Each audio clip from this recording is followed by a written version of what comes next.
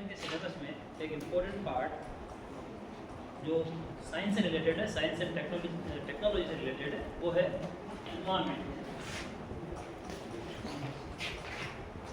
जिसको हिंदी में हम कहते हैं पर्यावरण।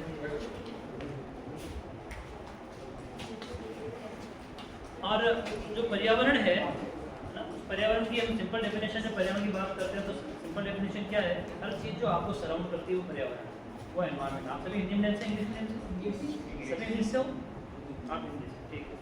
तो कोई भी चीज़ जो आपको सराउंड करती है वो एनवायरनमेंट है, पर्यावरण, ठीक है। अब आपका अगर सोशल एनवायरनमेंट की बात करोगे तो जो आपका सोसाइटी है वो आपका सोशल एनवायरनमेंट है। आप जिस जगह काम कर रहे हैं वहाँ की बात करेंगे तो वो हमारा एनवायरनमेंट वर्किंग एनवायरनमेंट हो गया। लेकिन यहाँ हम जिस एनवायरनमेंट की बात कर रहे हैं हम उस एनवायरनमेंट की बात कर रहे हैं जिसको हम एनवायरनमेंट के रूप में समझते हैं। सारा पर्यावरण, सारी नेचर और हमारा जितना सराउंडिंग है उस पर्यावरण की बात कर रहे हैं। और इसको हम थोड़ा और स्पेसिफिक करते हैं, इसको और स्पेसिफिक करके हम कहते हैं इकोलॉजी, और इसको हिंदी में कहते हैं पारिस्थितिकी। देखिए हर चीज जो आपको सराउंड करती है वो एनवायरनमेंट है ना। और इसको जब हम थोड़ा और स्पेसिफिक कर देते हैं और हम ये कह देते हैं कि प्लांट्स, एनिमल्स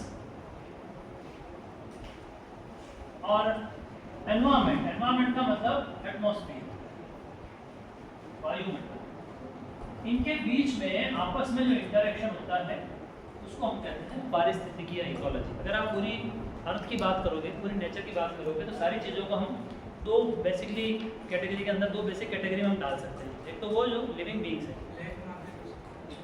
एक तो वो जो लिविंग बीइंग्स है और एक वो जो नॉन लिविंग बीइंग्स है, सजीव और निर्जीव, दो के अंदर हम लोग बांट सकते हैं, ठीक है। तो जितने भी प्लांट्स और एनिमल्स हैं वो सारे तो आ गए लिविंग बीइंग्स, और जो एनवायरनमेंट है सारा का सारा वो non living beings. Non living beings का मतलब इसमें सारा कुछ एनवायरमेंटल फैक्टर आ गए, लाइट आ गई, टेम्परेचर आ गया, प्रेशर आ गया, सॉइल आ गई, मिट्टी आ गई, पत्थर आ गए, पहाड़ आ गया, विंड आ गई, सब चीज़ें सारे फैक्टर क्या बनाते हैं? एनवायरनमेंट बनाते हैं, ठीक है। और बाकी जो लिविंग बीइंग्स हैं उनके अंदर कौन आ गए? प्लांट्स और एनिमल्स। तो ये सारे अगर आप गौर से देखेंगे तो इन सारों के बीच में हमेशा आपस में क्या चलता रहता है? इंटरेक्शन चलता रहता है। हमेशा ये सभी आपस में इंटरेक्ट करते रहते हैं और ये इंटरेक्शन क्या कहलाता है? पारिस्थितिकी या इकोलॉजी हम इसको कहते हैं। इस इंटरेक्शन की स्टडी, इकोलॉजी मींस स्टडी, तो इस इंटरेक्शन की स्टडी जो है वो स्टडी क्या कहलाती है? पारिस्थितिकी या फिर इकोलॉजी हम इसे करके बताते हैं। अब इकोलॉजी के डिफरेंट जो है फील्ड हैं। अगर आप अंतरिक्ष की बात करेंगे, स्पेस की बात करेंगे तो क्या हो गया? स्पेस इकोलॉजी हो गया। अगर आप एक्वेटिक सिस्टम की बात करोगे, तालाब की बात करोगे तो वो क्या हो गया? आपका जलीय पारिस्थितिकी हो गई। अगर आप रेगिस्तान की बात करोगे तो वो रेगिस्तान की पारिस्थितिकी हो गई।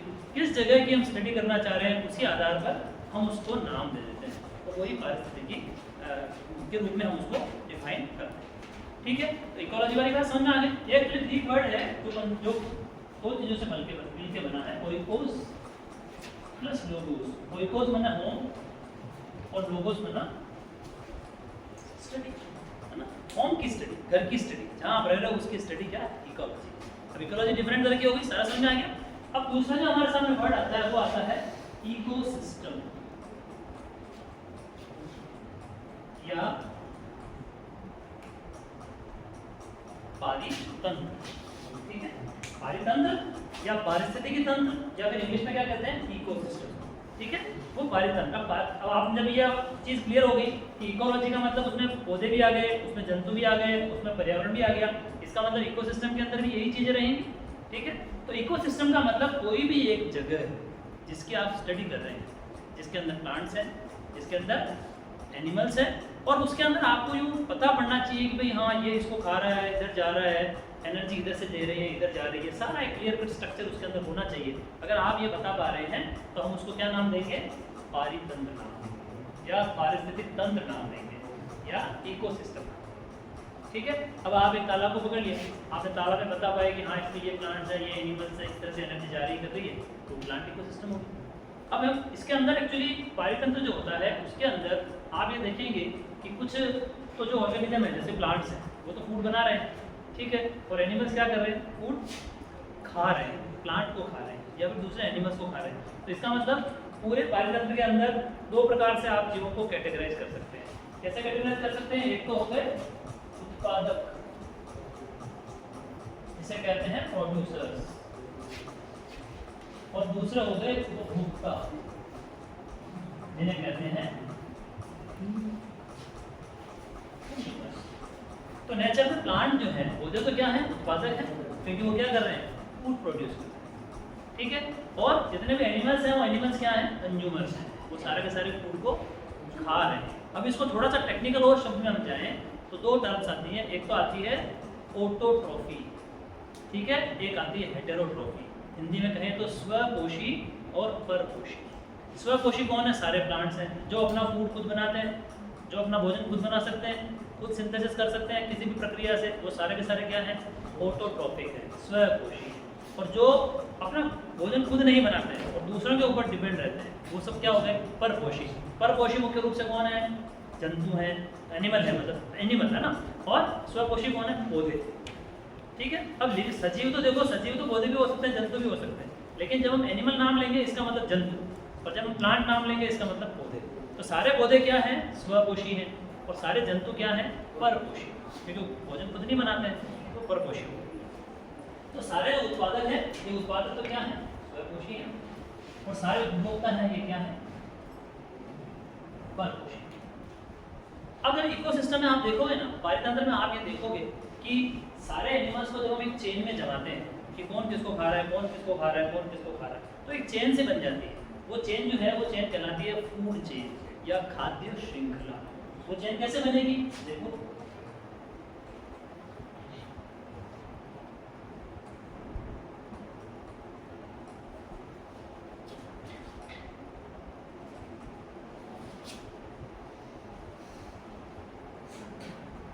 वो चेन इस तरह बनेगी, उत्पादक से शुरू होगी और उपभोक्ता की तरफ चलती चली जाएगी, ठीक है। तब उत्पादक कौन हो गए, सारे के सारे प्लांट्स हो गए, जितने भी ग्रीन प्लांट्स हैं जो कि सनलाइट की वजह में फोटोसिंथेसिस करके फूड बनाते हैं और फूड को स्टोर करते हैं, अपने अंदर संग्रहित कर लेते हैं, वो सारे के सारे क्या हो गए, उत्पादक हो गए। तो सारे के सारे उत्पादक कौन हो गए, पादप हो गए, प्लांट्स हो गए, ठीक है।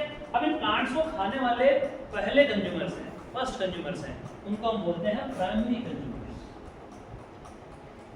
प्राथमिक उपभोक्ता या प्राइमरी कंज्यूमर्स उनको कहते हैं। वो कौन होते हैं, वो शाकाहारी जीव होते हैं, हर्बीवोर्स होते हैं। प्लांट्स को कौन खाता है, शेर तो नहीं खाता, पैंथर तो नहीं खाता, टाइगर भी नहीं खाता है, कौन खाता है, हिरन खाएगा, बकरी खाएगी, गाय खाएगी, है ना।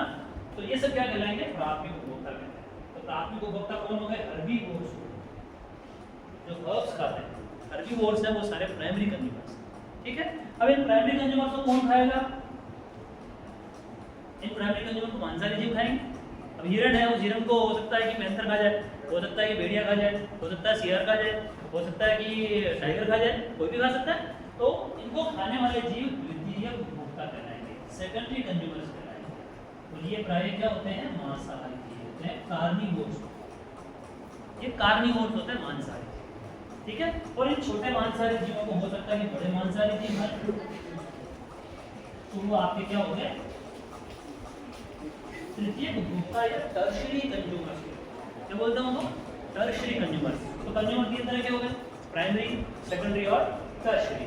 प्राइमरी कंज्यूमर्स होते हैं वो प्लांट्स को खाते हैं, और ये जो है मांसाहारी होते हैं, कार्निवोर होते हैं, जो छोटे जीवों को और दूसरे जीवों को खाने का काम करते हैं। तो हमारे यहाँ क्या बनती है, आप गौर से देखोगे तो कोई तो खा रहा है और कोई खाया जा रहा है, कोई तो खा रहा है ना, ईटिंग और बाय बीइंग ईटन, या तो कोई खा रहा है या किसी के द्वारा खाया जा रहा है। इस तरह की चेन बनती है, इसको हम क्या बोलते हैं, फूड चेन बोलते हैं, खाद्य श्रृंखला, ठीक है। और खाद्य श्रृंखला के अंदर जीव तो खाए जा रहे हैं, लेकिन वास्तव में अगर आप देखेंगे तो क्या शिफ्ट हो रहा है, साइंस की भाषा में आप बोलोगे तो ये केवल ऊर्जा का स्थानांतरण हो रहा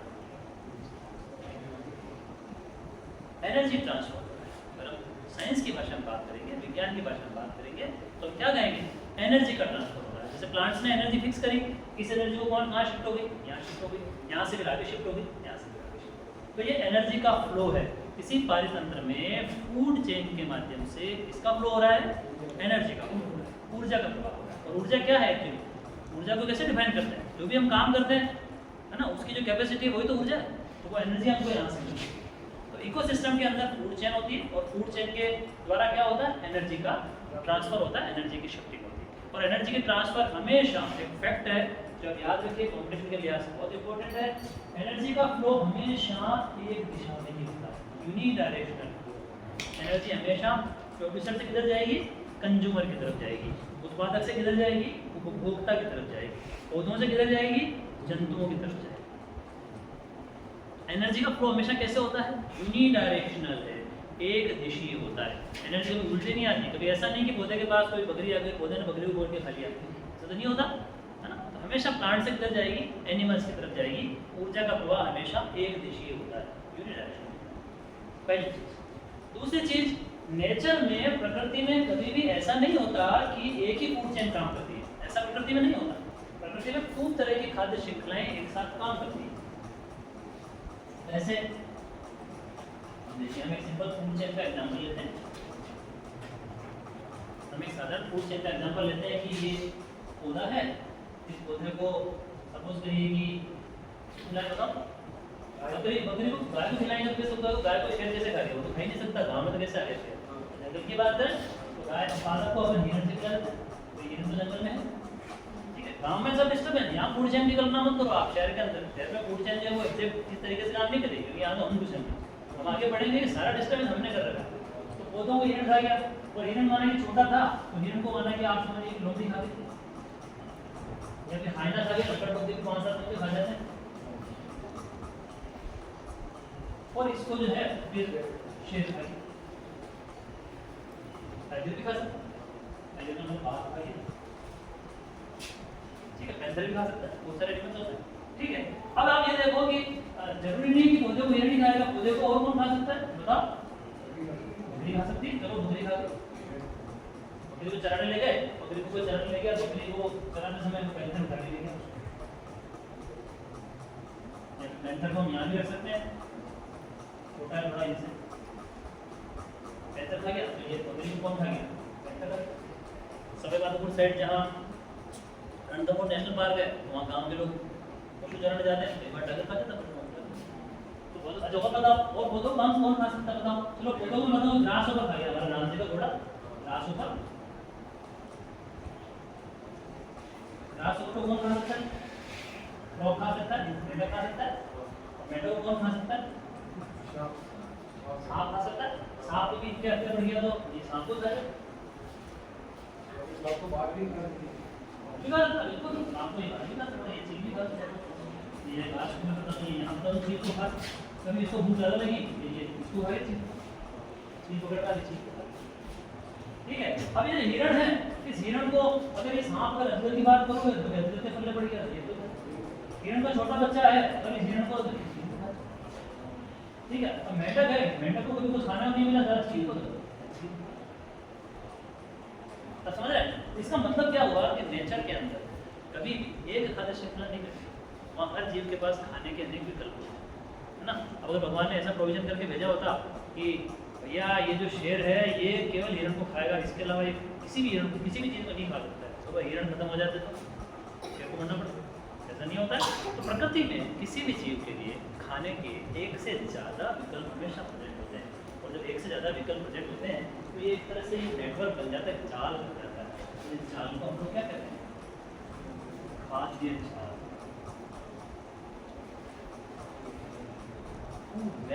इस खाद्य जाल करके। अब इस खाद्य जाल की क्या इंपॉर्टेंस है, इस खाद्य जाल की ये इंपॉर्टेंस है कि कोई भी जीव भूखे नहीं मरता। अब सब सोचो कि पौधे को खरगोश को लोगे, कभी इनको नहीं मिले भी खा जाए, खरगोश को भी खा जाए, खा जाए, समझ में बड़ी बात, ठीक है। तो अब अगर सोचो कि भगवान ये प्रोविजन करके भेजता है कि लोमड़ी भैया खरगोश को खाएगी, इसके अलावा कुछ भी नहीं खाएगी, खा ही नहीं सकती, ये नियम बना के भेज दिया ऊपर से। ऐसी होती तो लोमड़ी की तो हालत खराब हो जाती, माना किसी जंगल में खरगोश खत्म हो गए बस मरना होता है, तो लोमड़ियाँ सारी खत्म हो जाती, लेकिन ऐसा नहीं होता ना। खरगोश खत्म हो गए तो लोमड़ी क्या करेगी, इस पर डिपेंड हो जाएगी, इस पर डिपेंड हो जाएगी, थोड़े 4 महीने इनको खाएगी, इसमें और भी उनकी संख्या बढ़ जाएगी। ये है किसी विशेषता, खाद्य जाल की विशेषता। प्रकृति में खाद्य जाल किसी भी जीव को खाने के अनेक अवसर प्रदान करता है। जितना ज़्यादा किसी जीव को खाने के अवसर होंगे ना, उतना ही उसके जिंदा रहने की संभावनाएं बढ़ती है। आज हम इंसान, हम गेहूँ भी खाते हैं, कोई चावल भी खाते हैं, कोई नॉन वेज भी खाता है, कोई मछली भी खा रहा है, सब तरह के अलग अलग फूड अवेलेबल है। अब सारे के सारे अगर शुरू हो जाते हैं सारे के सारे गेहूँ ही खाएंगे, कोई इंसान दुनिया की सारी आबादी गेहूँ खाएगी, इसके साथ तो गेहूँ होता रहता है, हो ही नहीं, खाद्यान्न की कमी हो जाती है। लेकिन ऐसा नहीं है, हम सबने अलग अलग अपना रखे। तो ऐसे ही फूड वेब में हर जीव के लिए क्या होते हैं, अलग तरह के खाने के विकल्प अवेलेबल होते हैं, जिसकी वजह से ये आराम से सर्वाइव करते रहते हैं। कब तक सर्वाइव करते हैं, जब तक उसके अंदर हम नहीं घुस जाते। हम घुस गए तो फिर हम उसको डिस्टर्ब करेंगे, है ना। तो इसको हम कहते हैं फूड वेब। एग्जाम में कोई पूछा जाता है फूड वेब की क्या इंपॉर्टेंस है, क्या इसकी महत्व है फूड वेब का, तो जितना ज़्यादा जटिल खाद्य जाल होगा उतना ही स्थायी इकोसिस्टम, उतना ही इकोसिस्टम क्या होगा, स्थायी, उतना ही वो स्टेबल होगा, उसमें डिस्टर्बेंस की क्षमता उतनी ही कम होगी। और प्रकृति क्या करती रहती है, प्रकृति के अंदर कोई भी डिस्टर्बेंस होता ना तो नेचर क्या करती रहती है, उसको बैलेंस खुद करती रहती है। पारितंत्र जो है वो नेचर है, पारितंत्र क्या करता रहता है, कुछ भी डिस्टर्बेंस होता है उसको खुद बैलेंस, मैंने बताया ना, ये कम हो गया तो ये बढ़ गया, ये बढ़ गया तो ये कम हो गया, सब कुछ बैलेंस करती रहती है ना। और प्रकृति की इस बैलेंस करने की क्षमता को कहा जाता है होमियोस्टेसिस। होमियोस्टेसिस इसका मतलब ये है सेल्फ बैलेंस, सेल्फ बैलेंस। प्रकृति अपनी किसी भी चीज की कमी पेशी को खुद बैलेंस करती रहती है ना। लेकिन कब तक बैलेंस करेगी, जब तक एक ठीक ठाक डिस्टर्बेंस है जब तक बैलेंस कर लेगी। लेकिन अगर बहुत ज़्यादा मात्रा में डिस्टर्बेंस हो गया तो फिर नेचर उसको बैलेंस नहीं कर सकता। अब तक आप ये देखो किसी जगह पर्टिकुलर कोई, जैसे कि अमेरिका के जंगल है, उनमें हर साल गर्मी में तेज आग लगती है, बहुत तेज आग लगती है, नेचुरल आग लगती है ना। फिर आग लगती है, फिर बुझ जाती है, फिर वापस इकोसिस्टम वैसे का वैसे होता है। अब ये हुआ क्या, नेचर ने खुद को बैलेंस किया, क्योंकि चीज़ नेचुरल है तो नेचर ने क्या किया, खुद को वापस बैलेंस कर लिया। लेकिन अगर हम घुस गए किसी जंगल में और जंगल के खूब सारे पेड़ काट दिए, शेर चीते मार दिए, इनको मार दिया, इनको मार दिया, कुछ भी कर दिया, इतना ज़्यादा अगर उस पर हमने डिस्टर्बेंस कर दिया, फिर उसके अंदर किसी भी तरह का स्थायित्व होना, बैलेंस होना पॉसिबल। तो आप उससे कैसे लगती है? गर्मी के अंदर तेज गर्मी पड़ती है ना, वही पौधे आपस में, पेड़ आपस में रगड़ खा जाते हैं, रगड़ में चिंगारी कभी तेज हो गई होने की तरफ आग लग जाती है। हमारे यहाँ लगती है, बांस के जंगल में विशेष रूप से इससे आग लगती है, तेज गर्मी में लगती है। अमेरिका तरफ कह रहा हूँ, उधर घने जंगल जो है ना, अमेज़न के फॉरेस्ट हैं, उनमें लग जाती है। हमारे यहाँ भी कुछ साउथ राजस्थान के अंदर तो मैन मेड भी है, जहाँ जो ड्राइवर्स हैं वो कई बार माता जी को सुते चढ़ाने के नाम पे पहाड़ पे आग लगा देते हैं, पूरा पूरा पहाड़ आग को संतुलित कर देते हैं। तो मैन मेड उस चीज़ को नेचर जो है वो वापस कंपनसेट कर पाए, सही कर पाए, जरूरी नहीं है। नेचर क्या करती है, एक लेवल तक तो उसको कंपनसेट कर लेती है, लेकिन अगर आप बहुत ज़्यादा डिस्टर्ब कर दिया तो फिर उसको कंपनसेट करना, उसको वापस उसकी क्षतिपूर्ति करना संभव नहीं हो पाता। ठीक है, तो खाद्य समझ में आ गया, ये समझ में आ गई, एनर्जी का ट्रांसफर समझ में आ गया। एक बहुत इंपॉर्टेंट चीज, यहाँ से यहाँ एक स्टेप से दूसरे स्टेप पर जो एनर्जी का ट्रांसफर होता है वो केवल 10% एनर्जी का ट्रांसफर होता है। इंपॉर्टेंट, केवल 10% एनर्जी एक स्टेप से दूसरे स्टेप पे जा सकती है। जैसे पौधों ने एनर्जी बनाई 100 किलो कैलोरी बनाई या 1000 किलो कैलोरी एनर्जी उन्होंने बना ली, है ना। तो जब ये यहाँ से यहाँ एनर्जी ट्रांसफर होगी तो ऐसा नहीं है कि इसको खाएगा तो ऐसा नहीं कि 1000 की 1000 यहाँ चली जाएगी, ऐसा नहीं है। केवल कितना जाएगा, बाकी तो ये भी तो बेचारा काम लेगा कुछ, ये भी तो सांस ले रहा है, उनकी एक्टिविटी कर रहा है, बाकी उसमें हीट में, गर्मी में यहाँ 100 आया, यहाँ कितना पहुँचा, यहाँ 10 आया, यहाँ कितना पहुँचा। अब आप ये सोचो, यहाँ तक पहुँचते पहुँचते तो कितनी कम हो गई, तो यहाँ जो एनिमल्स होंगे उनकी संख्या हमेशा बहुत कम, क्योंकि इतनी तो एनर्जी नहीं बचती।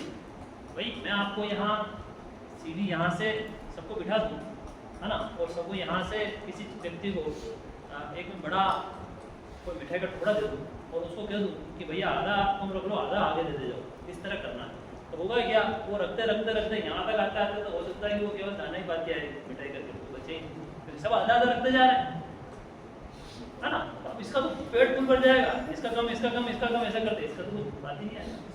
तो फिर इस नंबर पे कोई बैठना ही नहीं जाएगा कभी, यहाँ तो कुछ मिलता ही नहीं। तो हमेशा फूड चेन में जो लास्ट का जो एनिमल होता है उसको मिलने के लिए एनर्जी बहुत कम होती है, इसलिए टॉप लेवल पर हमेशा टर्शरी कंज्यूमर, तृतीयक उपभोक्ता, टॉप जो मांसाहारी हैं उनकी संख्या हमेशा बहुत ही कम, उनकी संख्या कभी ज़्यादा नहीं हो सकती। जंगल में आपको हिरण तो आपको हजारों मिल जाएंगे किसी बड़े जंगल में, लेकिन आपको टाइगर हजारों नहीं मिलेंगे। टाइगर आपको हजारों नहीं मिलते, क्योंकि एनर्जी ट्रांसफर होते होते यहाँ तक इतनी कम एनर्जी रह जाएगी कि कोई ज़्यादा सर्वाइवल होगी। और होता क्या है, इस फूड चेन के द्वारा हमेशा ऊपर के एनिमल नीचे के एनिमल पे चेक रख रहे हैं, शेयर नहीं होगा तो इनकी संख्या इतनी बढ़ जाएगी, कंट्रोल करना मुश्किल हो जाएगा। ये नहीं होंगे, दोनों नहीं होंगे ना, तो इनकी संख्या इतनी बढ़ जाएगी कि आपकी पूरी फसलों को सफाचट कर जाएंगे, जंगल को सफाचट कर जाएंगे, कुछ बचेगा ही। तो पारितंत्र में हमेशा ऊपर के जो एनिमल है वो नीचे के एनिमल्स पे क्या रखते हैं, चेक रखते हैं, कंट्रोल रखते हैं, ताकि सबकी पॉपुलेशन बराबर बनती रहे। हमारे यहाँ रोटड़े मिलते हैं, नीलगाय मिलती है, कितना नुकसान करती है ना। अब ये रोटड़े नीलगाय जो है ना, ये वो आपको उस जगह नहीं मिलेगी जहाँ ये दोनों, क्योंकि उनका शिकार यही कर सकती थी, तो क्षमता ही नहीं उनका शिकार करने, उनका शिकार यही कर सकते। और ये हों तो वो आपको पॉपुलेशन की कंट्रोल चेक पॉपुलेशन में बना है। सुना नहीं? इसलिए हम बार बार क्या बचाने की बात करते हैं, टाइगर बचाओ, टाइगर बचाओ, टाइगर बचाओ की बात किसी भी करो, टॉप आर्मी का वो इन सबकी पॉपुलेशन पे क्या रखता है, चेक रखता है, कंट्रोल रखता है। अगर ये नहीं रहेंगे इनकी संख्या बढ़ेगी, ये नहीं रहेंगे इनकी संख्या बढ़ेगी, और ये नहीं रहेंगे तो इनकी संख्या बढ़ेगी, है ना। इनकी संख्या बढ़े, हर जगह ये हो जाएंगे तो भी नुकसान, ऐसे ऐसे पौधे हो जाएंगे जिनका कोई रिक्वायरमेंट ही नहीं, जिनकी कोई जरूरत ही नहीं। सब जो ऊपर से नीचे तक सब एक चीज पर कंट्रोल रखते हैं, और कंट्रोल रखने के कारण सबकी पॉपुलेशन अपने मेंटेन में रहती है। पृथ्वी की किसी भी पारितंत्र की एक धारण क्षमता होती है, एक शब्द आता है धारण क्षमता, अंग्रेजी में बोलते हैं कैरिंग कैपेसिटी। कैरिंग कैपेसिटी का मतलब ये होता है किसी भी इकोसिस्टम में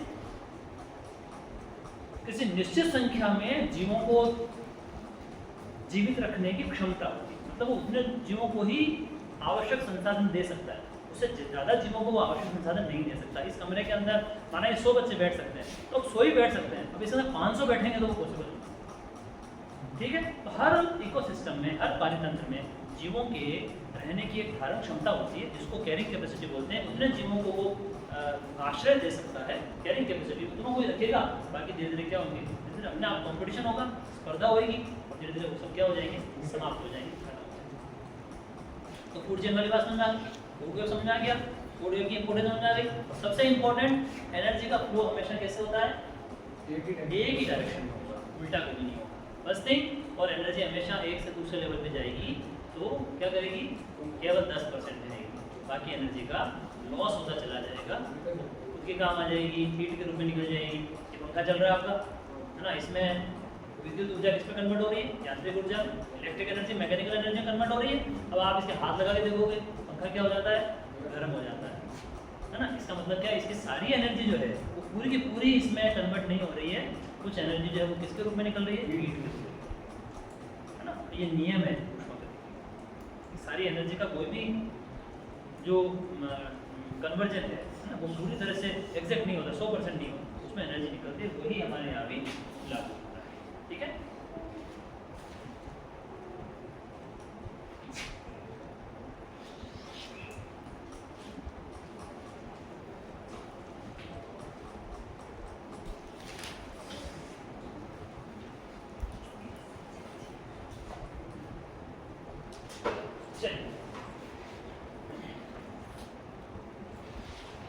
अब अगला जो पॉइंट आता है हमारा, तो अगला पॉइंट जो है वो है बायो जियोकेमिकल साइकिल का जैव भू रासायनिक चक्र।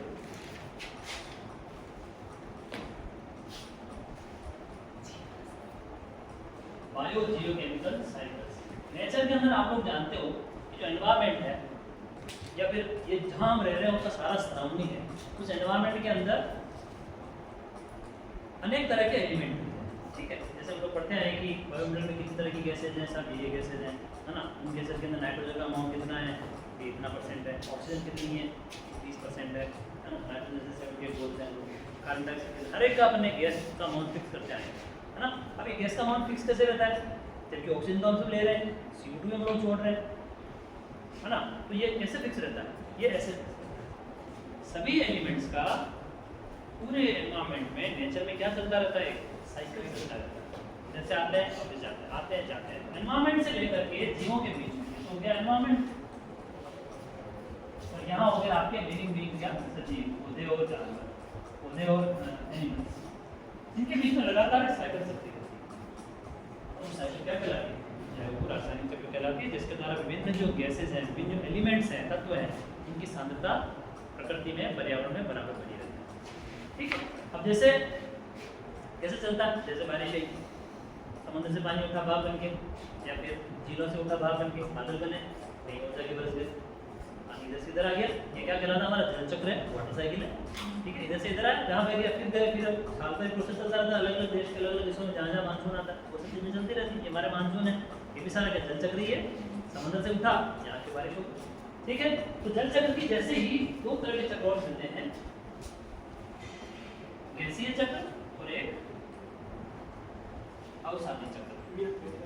गैसीय चक्र जो है वो किसका चक्र है? ऑक्सीजन चक्र, कार्बन डाइऑक्साइड चक्र और नाइट्रोजन चक्र। अब ऑक्सीजन चक्र और कार्बन डाइऑक्साइड चक्र जुड़े हुए रहते हैं। कैसे जुड़े हुए रहते हैं? जैसे पौधे, है ना, या फिर इसको यूं ले ऑक्सीजन, इस ऑक्सीजन को सजीवों ने क्या किया? श्वसन के दौरान लिया। ठीक है, और श्वसन के दौरान लिया और कौन सी गैस बाहर निकाली? निकाल कार्बन डाइऑक्साइड गैस निकाल। ठीक है, और कार्बन डाइऑक्साइड गैस को पौधों ने ले लिया प्रकाश संश्लेषण के दौरान।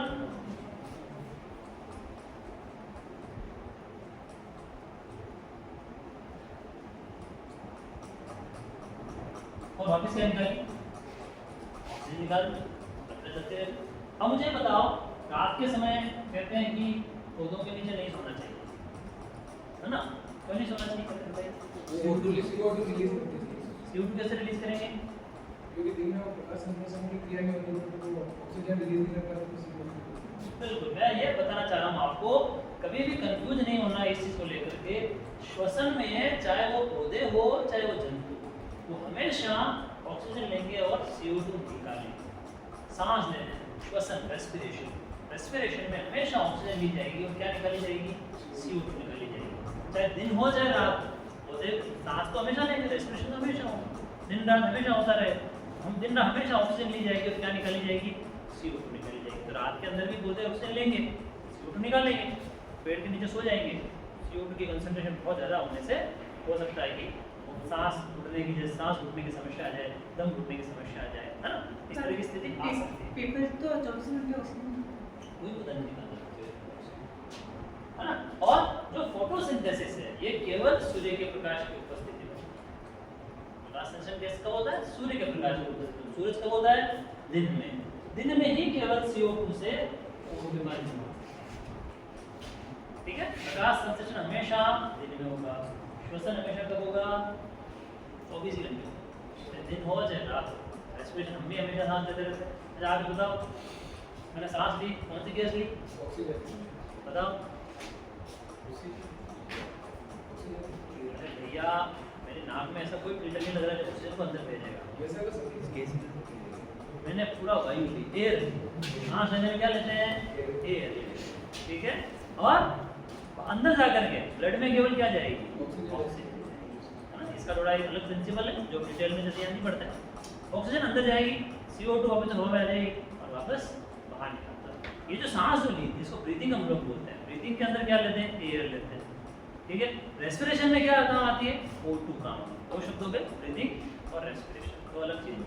रेस्पिरेशन जो है O2, CO2 निकलेगी, ब्रीथिंग के अंदर सारी गैसें निकलेंगी।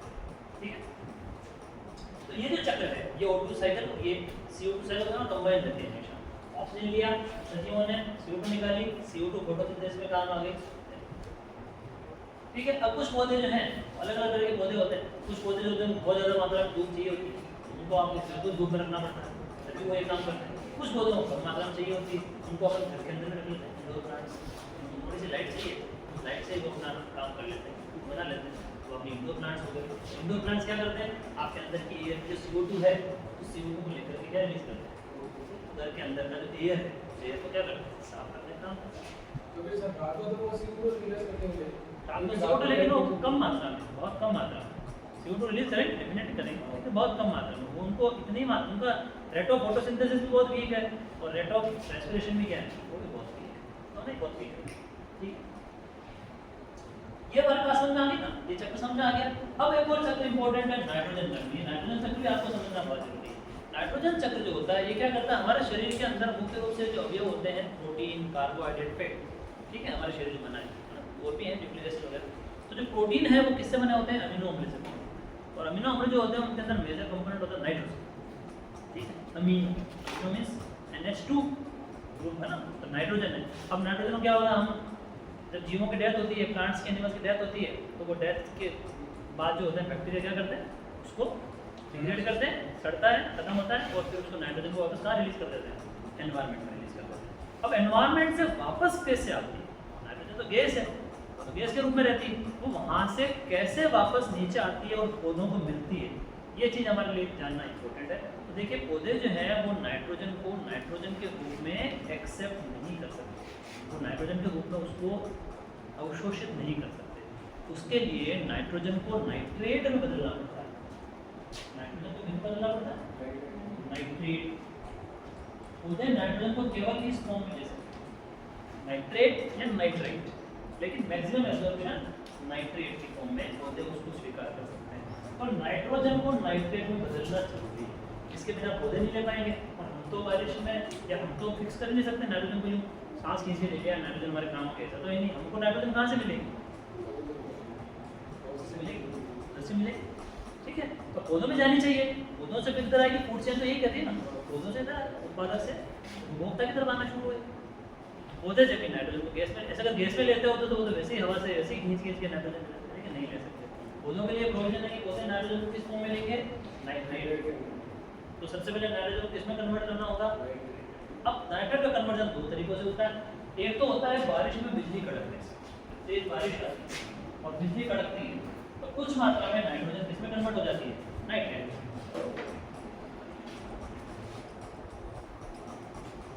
बारिश आई और बारिश में बिजली कड़की, बिजली कड़कने से कुछ मात्रा में नाइट्रोजन किसमें चेंज हो गई, नाइट्रेट में चेंज हो गई। बारिश की बूंदों में खुली और नाइट्रेट कहाँ गया, जमीन में आ गया। लेकिन ये बहुत ही कम मात्रा, तो बहुत बड़ा सिग्निफिकेंट अमाउंट नहीं होता इस तरह नाइट्रोजन की फिक्सेशन, इसको बोलते हैं नाइट्रोजन फिक्सेशन। N2 से नाइट्रेट में कन्वर्जन नाइट्रोजन फिक्सेशन कहलाता है। ये बहुत कम अमाउंट में होता है, इतना पर्याप्त नहीं होता। अब क्या होता है, और कौन करता है ऐसा काम, तो ये दो तरह से होता है। भूमि में कुछ जीवाणु होते हैं, बैक्टीरिया होते हैं, वो बैक्टीरिया की नाइट्रोजन फिक्सेशन करने का काम करते हैं। दो तरह के बैक्टीरिया होते हैं, एक तो ऐसे बैक्टीरिया होते हैं जो अकेले पड़े रहते हैं, वो क्या करते हैं, नाइट्रोजन को नाइट्रेट में कन्वर्ट करते हैं। एक तरह के जीवाणु ऐसे होते हैं जो कि सहजीवी जीवाणु होते हैं, जो कि दूसरे जीवों के, दूसरे पौधों के साथ रहते हैं, उनके साथ रहकर क्या करते हैं, नाइट्रोजन फिक्सेशन करने का काम करते हैं। और इसका सबसे अच्छा एग्जाम्पल है आपका राइजोबियम, जो मटर कुल के पौधे हैं, है ना, जो मटर कुल का मतलब मटर फैमिली, मटर जो होता है मटर हमारा, मटर फैमिली, लेग्यूमिनोसी फैमिली, उसके पौधे जो होते हैं उनकी जड़ों में राइजोबियम जीवाणु रहते हैं। तो आपके लिए इंपॉर्टेंट चीज़ क्या हो गई, एक तो मटर कुल हो गया, ये जो आपके लिए इंपॉर्टेंट हो गया लेग्यूमिनोसी, ठीक है। दूसरा जीवाणु का नाम इंपॉर्टेंट हो गया, राइजोबियम हो गया। तीसरा शब्द आपके लिए इंपॉर्टेंट हो गया सहजीवन, मतलब जिसमें दो जीव एक दूसरे के साथ रहते हैं और दोनों एक दूसरे की मदद करते हैं, वो उसके लिए कुछ करेगा और वो उसके लिए कुछ करेगा। तो यह जो मटर कुल जो है लेग्यूमिनोसी फैमिली है, उसके अंदर जो जीवाणु रहते हैं, है ना, तो जीवाणु तो उसके लिए क्या करेगा, नाइट्रोजन का फिक्सेशन करेगा, ठीक है। और बदले में उससे उसको क्या मिलेगा, खाना पीना मिलेगा, एनर्जी मिलेगी, ऊर्जा मिलेगी, फूड मिलेगा, ठीक है। तो सहजीवी रूप से ये बैक्टीरिया क्या करते हैं, नाइट्रोजन का फिक्सेशन करते हैं। जो भी नाइट्रोजन है उस नाइट्रोजन को किसमें बदलते हैं,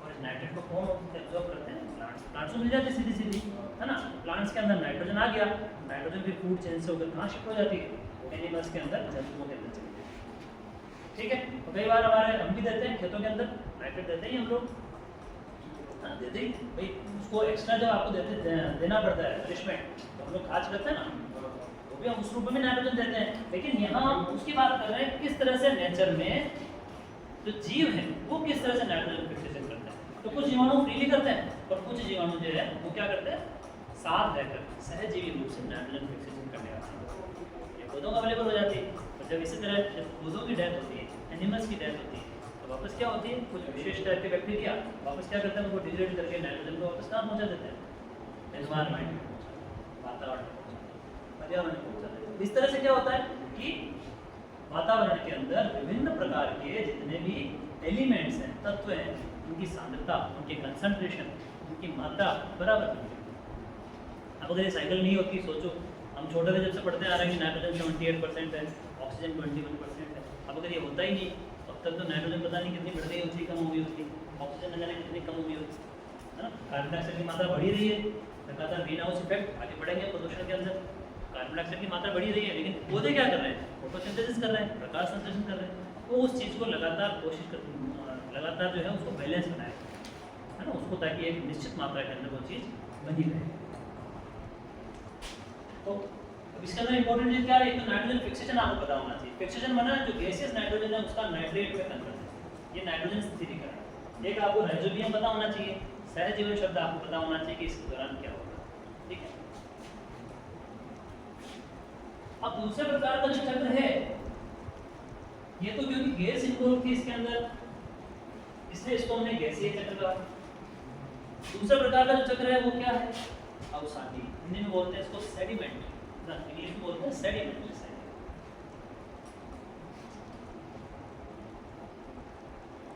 सेडिमेंट्री साइकिल कहाँ चलेगा, मिट्टी में चलेगा, मतलब नीचे चलेगा, इसमें गैस नहीं है। ये एलिमेंट जो है सेडिमेंट्री साइकिल है, आपके मिट्टी में चलेगा, नीचे चलेगा, इसमें एयर का कोई वायु या फिर गैस का कोई इसके अंदर हम नाम नहीं ले रहे हैं। सेडिमेंट्री साइकिल दो प्रकार के जो तत्व हैं उसके अंदर हम स्टडी करते हैं, दो प्रकार के साइकिल की बात करते हैं, एक तो सल्फर गंधक चक्र और दूसरा फास्फोरस चक्र। एक तो गंधक चक्र और दूसरा फास्फोरस चक्र, है ना। इसके अंदर फास्फोरस चक्र की हम थोड़ी सी बात करेंगे जो कि कंपटीशन के लिहाज से इंपॉर्टेंट है। फास्फोरस जो है मुख्य रूप से पृथ्वी पे फास्फोरस जो उपलब्ध है अभी, जो उसके रिजर्वोयर है वो कौन है, समुद्र। समंदर में बहुत ज्यादा मात्रा में क्या है, फास्फोरस। अब जो भी फास्फोरस जमीन पे आना है ना, वो किधर से आना है, समंदर से आना है। क्योंकि फास्फोरस एक बार जो समंदर में चला गया, वो फास्फोरस नीचे डिपॉजिट हो जाता है, उसके नीचे चट्टानें बन जाती है, नीचे पेंदे में डिपॉजिट हो जाता है, उसका आना ही बहुत मुश्किल है, वो वहाँ जाकर फिक्स हो। लेकिन फास्फोरस क्योंकि हमारे शरीर के लिए भी जरूरी है, हमारे हड्डियों में, हमारे दांतों में फास्फोरस प्रेजेंट है, ठीक है। तो हमारे शरीर के लिए भी फास्फोरस प्रेजेंट है। और सबसे इंपॉर्टेंट चीज़ क्या है, फास्फोरस बताओ, हमारे बॉडी में जो ऊर्जा का स्रोत है, जीवित कोशिकाओं में जो ऊर्जा का स्रोत है वो कौन है, फास्फोरस है। किस रूप में, कोशिका में ऊर्जा प्रदान करने का काम कौन करता है, एटीपी करता है। इसका नाम है एडिनोसिन ट्राइफॉस्फेट। इसको ऊर्जा मुद्रा बोलते हैं, एनर्जी करेंसी। जैसे पैसे देके हम कोई चीज लेते हैं ना, वैसे ये एनर्जी करेंसी, एडिनोसिन ट्राइफॉस्फेट। तो ये क्या है, फॉस्फेट है, इसका मतलब फास्फोरस की हमको रिक्वायरमेंट है, भी जरूरी है, ठीक है। अब फास्फोरस का चक्र कहाँ से शुरू होता है, शुरुआत होती है समंदर से। समंदर के अंदर जो फास्फोरस का रिजर्वोयर है, शुरुआत वहाँ से होती है। और वहाँ से फास्फोरस को कौन लेके आता है, वहाँ से फास्फोरस को लेके आती है मछलियाँ। तो मछलियाँ समंदर का पानी पीती हैं, है ना। और उसके दौरान जो उनकी बॉडी में फास्फोरस आता है, मछलियाँ पानी पीती हैं। उन मछलियों को या तो मछुआरे पकड़ के इधर ले आते हैं, तो वो सीधा इंसानों के पास शिफ्ट हो जाता है, या फिर उन मछलियों को कौन, जो समुद्री पक्षी हैं, जो समुद्र की मछलियों को खाते हैं, वो उन मछलियों को पकड़ के समुद्र के किनारे ले आते हैं और मछलियों को खा जाते हैं। जब मछलियों को खा जाते हैं तो वो सारा का सारा फास्फोरस मछलियों से कहाँ शिफ्ट हो जाता है, पक्षियों में शिफ्ट हो जाता है, समुद्री पक्षियों में, बर्ड्स में शिफ्ट हो जाता है। और जब बर्ड्स जब बीट करते हैं अपनी, उनकी बीट जो होती है वो फास्फोरस रिच होती है, तो बहुत ज़्यादा मात्रा में फास्फोरस पाया जाता है। समुद्र की तट पे आकर के जब वो चट्टानों को बीट करते हैं, तो उस बीट के अंदर बहुत ज़्यादा मात्रा में फास्फोरस होता है। तो कई जो कोस्टल एरिया है, कई समुद्री इलाके हैं, वहाँ किसान क्या करते हैं, उन सारी बीट को इकट्ठा करके ले जाकर अपने खेत में फास्फोरस की खाद के रूप में काम करते हैं। उसको हुआनो वर्ड यूज करते हैं, हुआनो। और जो फास्फोरस रिच जो उनका फीकल मटेरियल है, जो मल है उनका, बीट जो है, उसको हुआनो बोलते हैं। सारा का सारा ले जा करके किसान कहाँ यूज़ करते हैं, अपने खेतों में यूज़ करते हैं। तो फास्फोरस था पानी में, कहाँ आ गया, जमीन पे आ गया। अब जमीन में जब भी बारिश हुई, है ना, जमीन पे जब भी बारिश होगी तो वापस क्या होगा, फास्फोरस बह करके कहाँ चला जाएगा, वो फास्फोरस पौधों में आ गया। पौधों से किसको मिल गया, हमको मिल गया, जंतुओं को मिल गया, ठीक है। इसके अलावा जब भी बारिश हुई वापस फास्फोरस कहाँ चला गया।